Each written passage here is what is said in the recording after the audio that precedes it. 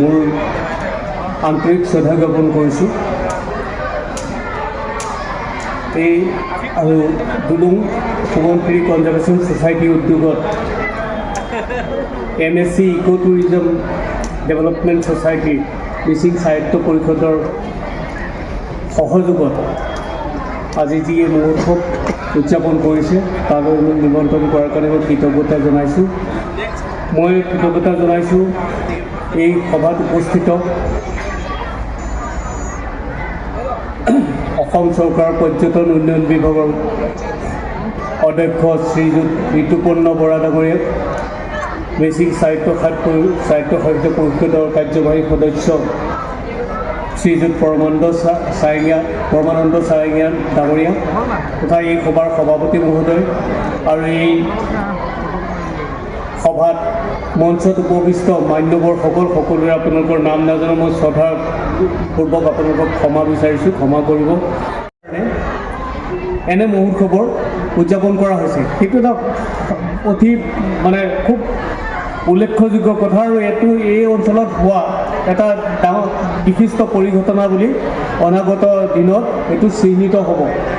ইয়াক সৰু এটা কথা কওঁ, বনাঞ্চলৰ কথানো কি? যোৱা বছৰৰ এটা কথা কওঁ, যোৱা বছৰ ফ্ৰান্সত এটা আন্তঃৰাষ্ট্ৰীয় এটা সমস্যা হৈছিলে, আপোনালোকে শুনি আচৰিত হ'ব। সৰু এটা কাৰণত তাৰ কিনাৰত যিখিনি ডেভেলপমেণ্টৰ কাৰণে ওচৰ চুবুৰীয়া জেগাবিলাকৰ কি কৰিছিলে, বননিবিলাক কাটি পেলাবলগীয়া হৈছিল। তাৰপিছত এটা ডাঙৰ সমস্যা হৈ গ'ল। আমাৰ যিটো উৰহ আপোনালোকে দেখিছে কামুৰি জেগাত সাংঘাতিক ধৰণে উৰহ বাঢ়ি গ'ল। কোনো এনেকুৱা জেগা নাই, কোনো এডোখৰ জেগা নাই য'ত নেকি আপোনাৰ উৰহ নাই, মানুহ থাকিব নোৱাৰা হৈ গ'ল। তাৰপিছত ৰাষ্ট্ৰীয় সমস্যা এইটো ঘোষিত কৰিবলগীয়া হৈছিলে। কাৰণটো কি জানেনে?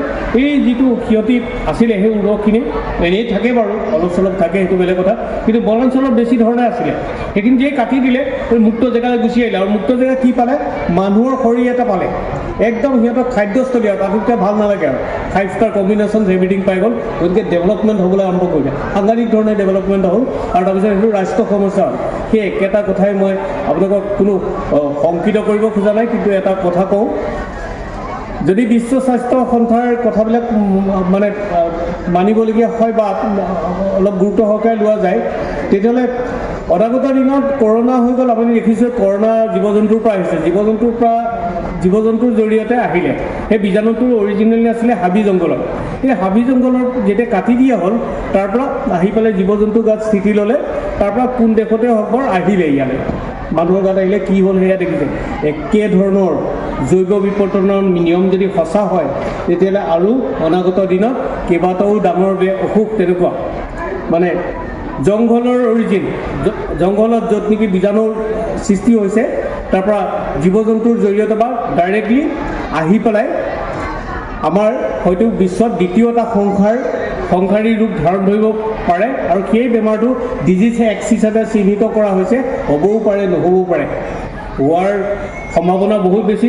ই যদি ভয়ংকৰ হয়, ইবলাতকৈও বেছি ভয়ংকৰ হ'ব। আৰু যদি সংক্ৰামকৰ পিনৰ পৰা চাবলৈ যায়, তেতিয়াহ'লে আমাৰ বসন্ত ৰোগতকৈও বেছি সংক্ৰমণ কৰিব পাৰিব। গতিকে ই অতি ক্ষতিকাৰক বুলি ভবা হৈছে। ব্ৰিটেইনত সেইকাৰণে ইয়াৰ ওপৰত আপোনাৰ প্ৰতিষেধক উদ্ভাৱন কৰাৰ চেষ্টাত 200 বিজ্ঞানী দিনে নিশাই কৰ্মৰত হৈ আছে। গতিকে বনাঞ্চল ধ্বংস কৰাটো যদি ৰোধ কৰিব নোৱাৰোঁ, তেতিয়া কিন্তু আমি এই যে অনাগত দিনত আহিবলগীয়া সংক্ৰামক যিখিনি বেমাৰ, সেইখিনি কিন্তু আমাৰ ৰোধ কৰাটো বৰ দিগদাৰী হ'ব। তাৰোপৰি আৰু এটা বনাঞ্চলৰ কথা আহিলে আৰু এটা সৰু কথা এটা আহে। মই এজন বিজ্ঞানী হিচাপে কথাকেইটা কৈছোঁ যে এই বনাঞ্চলৰ ভিতৰত যিখিনি জলাশয় থাকে, তাত নীলা পানী থাকে। চাবচোন, পৃথিৱীৰ গোটেই অক্সিজেনৰ উৎস 80% সেই নীলা পানীৰ পৰা আহিছে, সাগৰৰ পৰা আহে বুলি কয়। আৰু ইয়াত আমাৰ যিখিনি নীলা পানী থাকে বা সেউজীয়া পানী থাকে, সেই পানীৰ পৰাই আচলতে সেইখিনি অক্সিজেনৰ উৎপাদন চবতকৈ বেছি হয়। কাৰণ এই পানীখিনি নীলা হৈছে এটা সৰু সৰু ঘাঁহৰ কাৰণে, তাৰ নাম হ'ল ফাইটোপ্লেংকটন।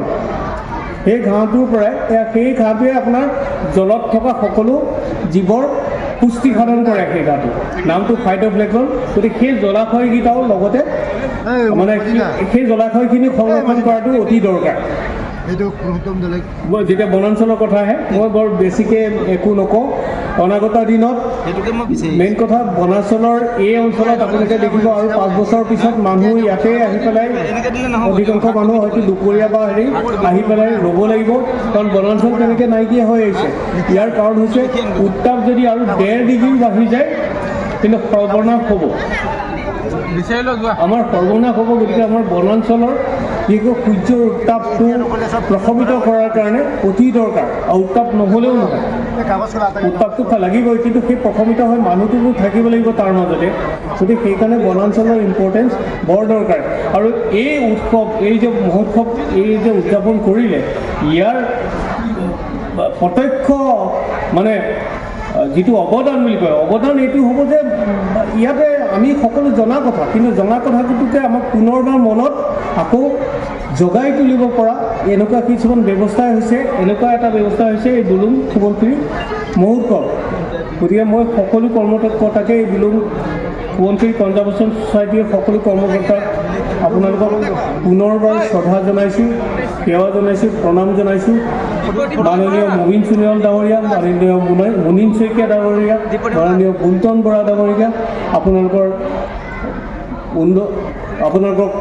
মোৰ পিনৰ পৰা মোৰ শ্ৰদ্ধা জ্ঞাপন কৰিছোঁ পুনৰবাৰ সকলোকে শ্ৰদ্ধা জ্ঞাপন কৰি কিয়নো এইটো উৎসৱৰ মুখৰ এটা পৰিৱেশ ইয়াত বৰ বেছিকৈ কথা বতৰা বা তেনেকুৱা প্ৰসংগবিলাক নাহে তো গতিকে সেইখিনি বৰ বিশেষকৈ নকওঁ আৰু এটা খালি সৰু কথা এটা আপোনালোকক উনুকিয়াই থৈ যাওঁ ইয়াতে বিশ্বত এতিয়া গাখীৰটো দুভাগ হৈছে এবিধ হ'ল A1 গাখীৰ এবিধ হ'ল A2 গাখীৰ এইটো গাখীৰখিনি হৈছে আপোনাৰ যিখিনি আপোনাৰ অতি উন্নত গাই বহুত বেছি গাখীৰ দিয়ে সেইটো আৰু বাকীখিনি হ'ল আমাৰ পাতি গাই গাখীৰ গতিকে এই এতিয়া এটা হেৰি হৈছে যে যিখিনি আপোনাৰ বহুত বেছি গাখীৰ আহে জাৰ্চি গাই তাৰ কিছুমান বিৰূপ প্ৰতিক্ৰিয়া হৈছে বুলি ধৰা হৈছে গতিকে অলপ দিনৰ পিছত মাৰ্কেটত আহিব আপোনালোকে দেখিব যে A1 গাখীৰ বুলি এটা পেকিং হৈ আহিব বাহিৰৰ পৰা আমাৰ বনাঞ্চলখিনি আছে উদ্যোক্তাসকলক ইয়াতে ঠাইতে মই এই কথাটো জনাই থওঁ পাৰিলে সেই ক্ষেত্ৰত এটা উদ্যোগমুখী এটা যদি এটা পদক্ষেপ লোৱা হয় মানে আমাৰ যিটো ঘৰুৱা গাই মানে লালন পালনৰ ক্ষেত্ৰত বা বেছিকৈ প্ৰডাকশ্যনৰ ক্ষেত্ৰত যদি এটা উদ্যোগ লোৱা হয় কিন্তু অনাগত দিনত এইটোৱেই বিজনেছ হ'বলৈ গৈ আছে ৱৰ্ল্ডৰ বিজনেছ অলৰেডি আপোনাৰ নেদাৰলেণ্ড জাতীয় এনেকুৱা বহুখিনি দেশে এইখিনি আৰম্ভ কৰিলে আপোনালোকে দেখিব A1 গাখীৰ বুলি এটা পেক হৈ আহিব সেইটো আমাৰ ঘৰুৱা গাখীৰ হৈ গতিকে আমাৰ যেতিয়া বনাঞ্চল আছেই সেইখিনি আমি যদি আগবঢ়াই দিওঁ লগতে ভাল হয় আকৌ আমাৰ মিথুনৰ NRCMৰ লগত মই জড়িত হৈছোঁ মানে মিথুন সংৰক্ষণৰ ক্ষেত্ৰত তো নাগালেণ্ডত অলপ দিনৰ আগতে গৈছিলোঁ ICR প্ৰতিষ্ঠা দিৱসত তেখেতসকলৰ মুখ্য অতিথি হিচাপে তাতে সেইখিনি সমস্যা দিছে মিথুনক হাবিত ৰাং কুকুৰ আৰু শিয়ালে মাৰি পেলাই সেইখিনি গতিকে তাত কিছুমান প্ৰব্লেম কিছুমান আহিছে গতিকে আমাৰ ইয়াতো কিন্তু মিথুন বাঢ়িব পাৰে মিথুন এটা 500 কেজি হয় 600 কেজিও হয় মিথুনৰ মাংস বা এটা সাংঘাতিক ডাঙৰ বিজনেছ আকৌ মিথুনে গাখীৰ কমকৈ দিয়ে কিন্তু মিথুনৰ গাখীৰটো অত্যন্ত পুষ্টিকৰ গতিকে আমাৰ সেইখিনিৰ ক্ষেত্ৰতো অলপ যদি এনেকুৱা ধৰণৰ এটা কিছুমান উদ্যোগমুখী যদি পদক্ষেপ লোৱা হয় তেতিয়াহ'লে ভাল হয় কাৰণ আমাকটোতো অৰ্থনৈতিক স্থিতিটো আমি সবল কৰিব লাগিবই আমি উৎসৱো কৰিম সকলো কৰিম তাৰ মাজতে আমি আমাৰ অধ্যাৱসায়ো আগবঢ়াই নিম এনেকুৱা ধৰণে আগবাঢ়িলে ভাল হয় মোৰ উপদেশ দিব পৰাৰ মোৰ ধৃষ্টতা নাই মই জাষ্ট কথাকেইটা জনা কথাকেইটা আপোনালোকক জনাই থ'লোঁ ধন্যবাদ